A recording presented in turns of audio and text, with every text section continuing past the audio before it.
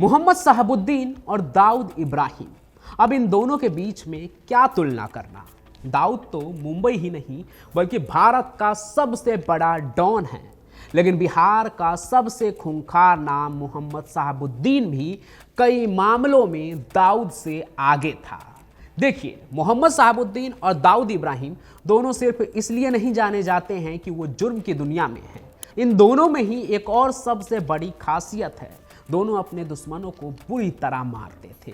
जहां दाऊद अपने दुश्मन को पूरी दुनिया के किसी भी कोने में गोली मरवा देता था, तो वहीं शहाबुद्दीन अपने दुश्मन को तेजाब से नहलाकर ऐसी खतरनाक मौत देता था कि लोगों के मन में सालों तक उसका डर बना रहता था। शहाबुद्दीन और दाऊद दोनों को बड़ा बनना था, लेकिन दोनों ने रास्ता अलग अलग चुना। दाऊद को पूरी दुनिया का हर काम करना था जो कानून में मना हो, और खुद को कानून की पकड़ से दूर रखना था, क्योंकि दाऊद इब्राहिम जेल जाने से डरता था। लेकिन दूसरी तरफ शहाबुद्दीन था, जिसे सिवान से हजारों किलोमीटर दूर तक अपने नाम की हनक चाहिए थी, लेकिन वो कानून से डरता नहीं था।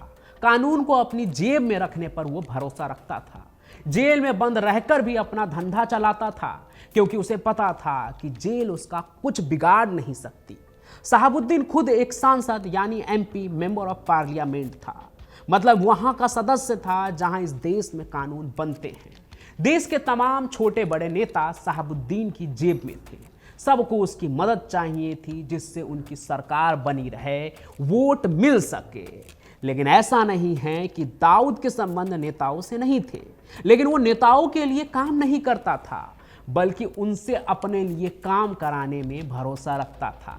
नेता उसकी मदद करते थे क्योंकि दाऊद की वजह से उनको पैसे कमाने थे। तो ये दोनों ही न सिर्फ डॉन थे, बल्कि अपने पैरेलल सरकार चलाते थे। कई पीढ़ियां गुजर गई, लेकिन इनके आतंक की कहानी से आज भी लोग सिहर उठते हैं। लेकिन अगर बात डॉन दाऊद वर्सेज बाहुबली शहाबुद्दीन की करूं, तो कौन कितना आगे है और किस में कितना है दम। इसलिए आइए बिना देरी किए शुरू करते हैं दाऊद वर्सेज शहाबुद्दीन की कहानी क्राइम कनेक्ट।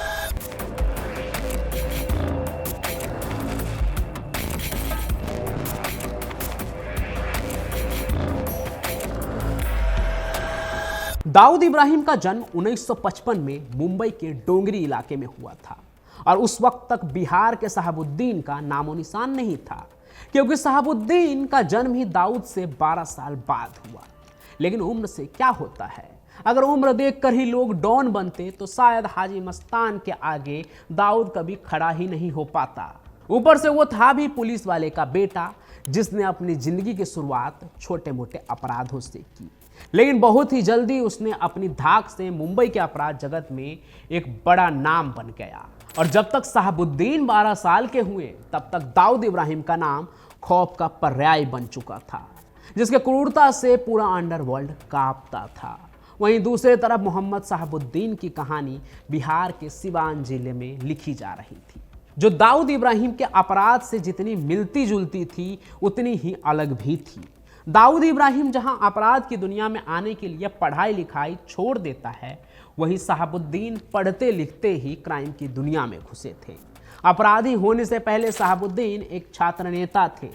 हालांकि हार्डकोर अपराधी बनने से पहले दाऊद ने भी किसी के लिए चुनाव प्रचार किया था, लेकिन वो कोई नेता नहीं था। उसे तो भाई ही बनना था, जिसके लिए उसने सीधे हाजी के माल पर हाथ मारा और गलती से 19 साल की उम्र में बैंक के पैसे लूट लिए। इस घटना के ठीक 12 साल बाद जब शहाबुद्दीन 19 साल के हुए, तो उनके ऊपर पहला आपराधिक मामला दर्ज हुआ था। मतलब अपराध की दुनिया में डॉन हो या बाहुबली, दोनों ने ही एक ही उम्र में एंट्री मारी थी। ये बात अलग है कि जब ग्रेजुएट बाहुबली अपराधी बने, तब तक दाऊद डॉन बनकर भारत से फरार हो चुका था। पर बिहार में शहाबुद्दीन की धाक भी कोई कम थोड़ी था। राजनीति के प्रति दिलचस्पी और स्थानीय स्तर पर अपनी पकड़ मजबूत बनाने के लिए जल्द ही शहाबुद्दीन कुख्यात हो गया। जल्द ही उसके नाम से लोग डरने लगे और 1990 के दशक में वो सिवान का सबसे ताकतवर और खतरनाक नेता बन चुका था, जो बाहुबली भी था, पढ़ा लिखा बाहुबली। अगर दाऊद डोंगरी का डॉन था तो शहाबुद्दीन भी सिवान के सुल्तान कहे जाते थे। दाऊद की ताकत मुंबई के अपराध जगत में उसकी खौफनाक छवि से आती थी। वो मुंबई में रहे ना रहे, उसकी पहुंच हमेशा बरकरार रही। उसने धीरे धीरे बॉलीवुड, राजनीति और अंतर्राष्ट्रीय अपराधियों के साथ गहरे रिश्ते बना लिए। उसका अपराध साम्राज्य डी कंपनी के नाम से जाने जाने लगा।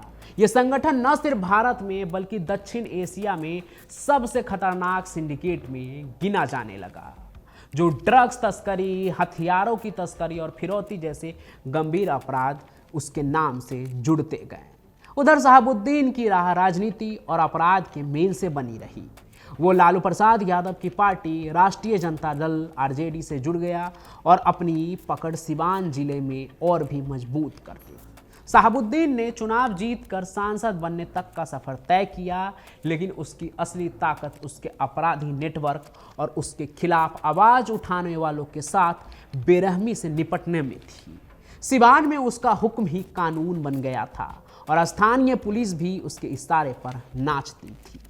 ये बात किसी से छुपी नहीं है कि एक वक्त में मुंबई पुलिस में बहुत कम ही अफसर ईमानदार थे जो अपराधी के खिलाफ हुआ करते थे, नहीं तो ज़्यादातर दाऊद के पेरोल पर उसकी जी हुजूरी करते थे। फिर भी हमेशा दाऊद को उस एक ईमानदार पुलिस वाले से डर लगता रहा और उसी ईमानदार पुलिस वाले ने जब दाऊद की गर्दन पकड़नी चाही तो वो डर कर भारत से भाग गया अपने परिवार के साथ। लेकिन इस मामले में बाहुबली जो है बिहार के, वो भारत के डॉन से बहुत आगे है। बाहुबली शहाबुद्दीन की पहुंच इतनी थी कि वो ईमानदार अफसर से भी नहीं डरता था और अपने पॉलिटिकल पहुंच से किसी को भी मैनेज कर लेता था, फिर चाहे वो एसपी हो या किसी शहर का डीएम। अपराध की दुनिया में शहाबुद्दीन अगर कहीं दाऊद से चूके तो वो है एरिया ऑफ कंट्रोल, क्योंकि दाऊद के अपराध अंतर्राष्ट्रीय स्तर पर थे। डी कंपनी का जाल पूरी दुनिया में फैला हुआ था और ड्रग्स तस्करी, नकली करेंसी और हथियारों की तस्करी से उसकी कमाई होती थी।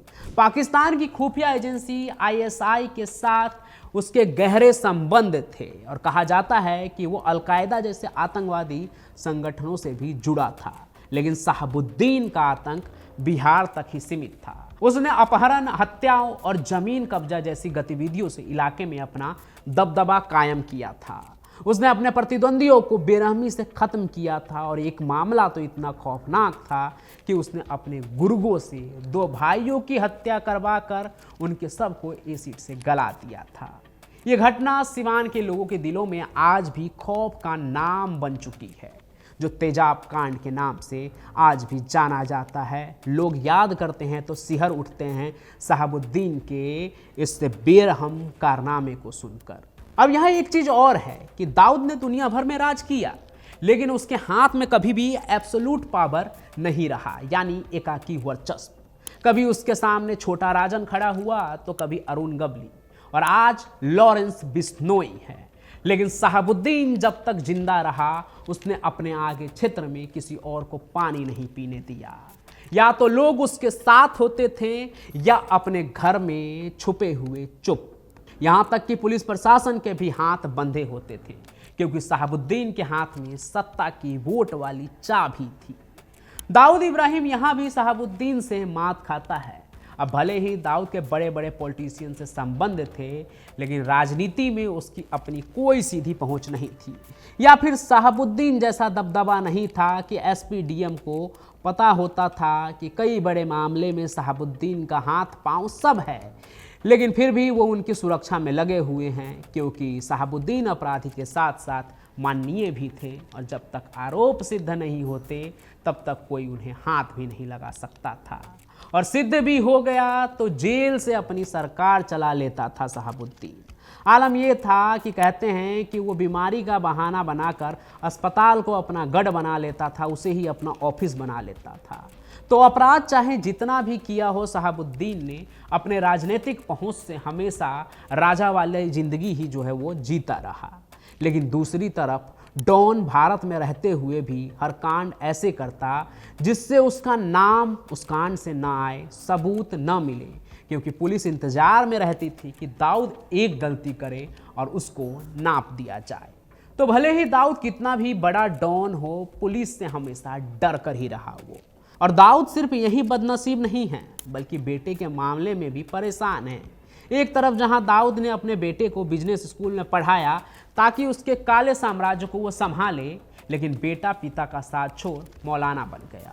वहीं दूसरी तरफ शहाबुद्दीन अपने बेटे को विदेश भेजकर वकालत करवाई ताकि बेटा इन सभी चीज़ों से दूर रहे, लेकिन पिता की मौत के बाद बेटे ने शहाबुद्दीन के पूरे साम्राज्य को संभाल लिया, जिस पर आपराधिक इल्जाम भी लगते हैं और वो राजनीति में भी एक्टिव हो चुका है। लेकिन आज की तारीख में दाऊद के पास अपना कोई उत्तराधिकारी नहीं है। हालांकि अपराधी चाहे जितना भी बड़ा क्यों ना हो, एक ना एक दिन उसे मिट्टी में मिल जाना है। शहाबुद्दीन की मौत इस बात की गवाही देती है। इतने बड़े बाहुबली थे, लेकिन अस्पताल में मौत हुई और कोरोना के वजह से अपने गढ़ सिवान की मिट्टी भी नसीब नहीं हुई। दिल्ली जेल में बंद थे, वहीं दिल्ली में ही उन्हें दफना दिया गया। और यही हाल दाऊद का भी होगा, जो पूरी जवानी मुंबई को अपनी माशूका कहता रहा, लेकिन दगा भी धमाका कर उसी माशूका को दिया। और यही वजह है जो मौत के बाद भी उसे अपनी मिट्टी नसीब नहीं होगी। उसी देश में वो दफना दिया जाएगा जहां आज वो छुपा बैठा है। बाकी आज के सफर में आपको डॉन वर्सेस बाहुबली की कहानी कैसी लगी और आप इस पर क्या सोचते हैं, वो कमेंट करके जरूर बताइएगा। साथ ही साथ इस कहानी को लाइक कीजिए, ज़्यादा से ज़्यादा शेयर कीजिए। और यहाँ नीचे आपको एक प्रोडक्ट लिस्ट दिख रहा होगा जिसमें क्राइम की दुनिया से जुड़ी कई किताबें भी हैं और भी बहुत कुछ है जिसमें मेरी भी दिलचस्पी है, तो आप उसे भी देखिए, आप उसे भी एक्सप्लोर कीजिए। बाकी मैं पंचम प्रकाश आपसे यूं ही मिलता रहूँगा किसी और सफ़र में किसी और क्राइम की कहानी के साथ। तब तक के लिए आपका बहुत बहुत धन्यवाद।